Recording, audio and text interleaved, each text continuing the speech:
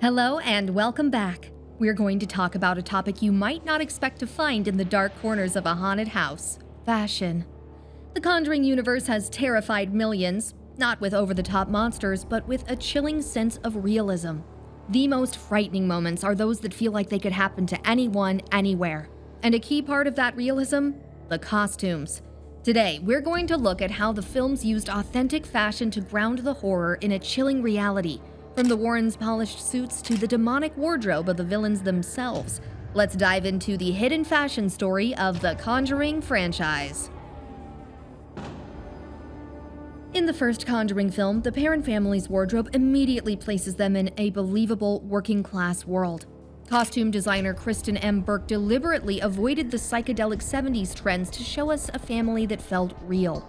The children wear simple floral and checkered blouses, chunky knits, and practical jeans. These weren't the groovy, flamboyant outfits of pop culture, but the comfortable, functional clothes of a large family on a budget. Their parents, Carolyn and Roger, are dressed in rustic, earthy colors and basic designs that feel lived in and worn. This choice of unpretentious, subtle 70s fashion isn't glamorous, and that's the point. It makes their ordeal all the more terrifying because it's not happening to movie stars.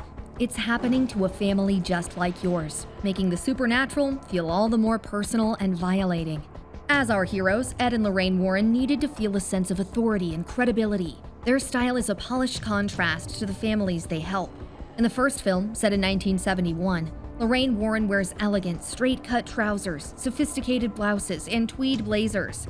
Her clothing speaks to her intelligence and poise, a calm counterpoint to the chaos of her work. It's a look that's stylish but not flashy, reflecting her professional status and seriousness. Ed compliments her with classic suits and cardigans, their coordinated palettes subtly suggesting their unity as a team. This fashion choice subtly establishes their respectable, almost academic status, which makes their struggle against the demonic forces feel that much more serious and dangerous. Between the first film, 1971, and the second, 1977, Lorraine's style evolves to reflect the changing decade and her own personal journey. We see her in a slightly softer silhouette with more knits and natural fabrics, a nod to the late 70s aesthetic.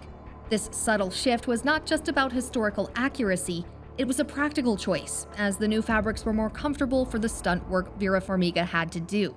She still maintains her classic feminine touches like neck bows and feminine blouses, but the overall feeling is slightly more relaxed and lived in, a nod to her growing experience in this terrifying field. It's an example of how the costume design serves both the narrative and the physical demands of a horror film, creating a character who feels authentically in her time. Perhaps the most iconic piece of costume design in the franchise is the terrifyingly simple look of the demon Valak, also known as the Nun. The costume is a perfect example of authentic fashion being subverted for horror. The black and white nun's habit is an instantly recognizable symbol of religious piety and purity. The garment is authentic down to the austere wimple and the simple rosary at the waist, a meticulous recreation that makes the eventual perversion of it so effective. By corrupting this simple, authentic garment and transforming it into a vessel of pure evil, the film creates a powerful visual that is deeply unsettling. The minimalist design, based on real religious attire, makes the horror feel blasphemous and personal, a perversion of something sacred. The infamous Annabelle doll is a central figure in the franchise, and her look is a perfect example of authentic costume design. Her long-sleeved dress with puffed shoulders, a red-trimmed neckline, and a satin ribbon is styled after a real Raggedy Ann doll from the 1950s and 60s. This isn't a modern designer's take on a creepy doll, it's a meticulously crafted replica of a child's toy from the period. The dress is deliberately simple and childlike, making her blank stare and menacing nature all the more chilling. This authenticity makes the doll's sinister nature even more effective. It looks like something you might find in your grandmother's attic, blurring the line between a harmless vintage object and a vessel for a terrifying spirit.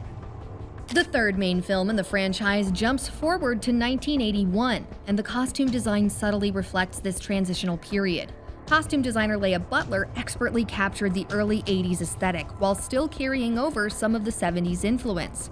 The Warrens' clothing is a mix of muted Americana and slightly bolder styles, such as more structured jackets and slacks. You can see the subtle influence of the new decade in the broader shoulders and slightly brighter colors, but the overall look remains grounded and serious. The other characters' clothes show the emergence of new trends while avoiding the overly flamboyant, colorful styles that would define the mid to late 80s. This careful balance keeps the film grounded in its specific time, contributing to the eerie, realistic tone of the true crime-inspired story. The Crooked Man from The Conjuring 2 is a memorable villain due to his uncanny, unsettling movements, but his character design is also rooted in a specific and authentic fashion reference. He wears a long, threadbare suit that looks like a caricature of classic Edwardian menswear. The suit is a distorted version of what a gentleman would have worn in the late 19th and early 20th centuries. The high collar and long coat, which would have been symbols of dignity and class, are stretched and frayed, mirroring the twisted and unnatural nature of the entity itself. The fabric is worn and dusty, suggesting that this evil presence has been around for over a century. A horrifying historical ghost in a tattered old suit. The costume is a brilliant piece of design that marries a recognizable historical look with supernatural horror, making his appearance feel both timeless and deeply wrong. While technically a spin-off, The Curse of La Llorona is an official part of the Conjuring universe, and the title character's costume is a perfect example of a fashion piece becoming a source of terror. The spirit of La Llorona is forever bound to the moment she drowned her children, and her iconic look is the elegant white wedding dress she wore on that fateful night. This beautiful, authentic garment is a symbol of a promise and a beginning, of love, family, and a new life. But in her ghostly form, the dress is soaked and perpetually dripping with water. Its pristine white now a symbol of her eternal grief and rage. It's a powerful visual contrast. The innocence of the wedding dress, clashing violently with the horror of her actions. This costume transforms a universal symbol of joy into an unforgettable and tragic symbol of pure evil, making her a villain whose fashion is just as haunting as her wails. From the Perron family's relatable outfits to the terrifyingly authentic habits of the nun, the Conjuring universe uses costume design to create a believable world where unimaginable things can happen. This attention to detail doesn't just make the films look good, it makes them terrifying. It reminds us that behind every scare is a carefully crafted reality that makes the horror feel all too real. Thanks for watching and stay safe. What are your favorite fashion moments from the Conjuring franchise? Let us know in the comments below. Don't forget to like this video and subscribe for more. Until next time.